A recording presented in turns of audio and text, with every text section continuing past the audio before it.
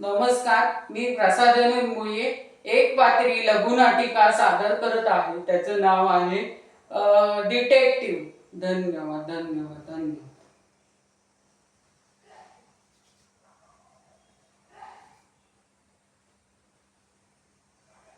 Hello, हे काय बघतो अर्चना?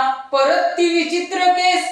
हा, मला वाटलं कुठली तरी नवीन केस असेल. बघतो तर काय जुनी केस? हा, सांग ना. ओ, क्लासिक आणि मॉडर्न स्टोरी आहे मॅडम. ती बघायला खूप मजा येणार आहे. आतमध्ये सुराग मिळतो का ते बघा, आतमध्ये जाऊन चला. हा, खून झालेला व्यक्ती खूप हुशार निघालेला आहे. शिकार झालेला व्यक्ती हा वेड्या निघालेला आहे. कसं काय शक्य आहे? तुम्ही पॅटर्न बद्दल बोलत आहात ना, सांगा ना. कसं काय शक्य आहे राघव? हा, प्रत्येक वेळेला केस ही सरळ आणि सुटसुटीत असते, ती किचकट नसते.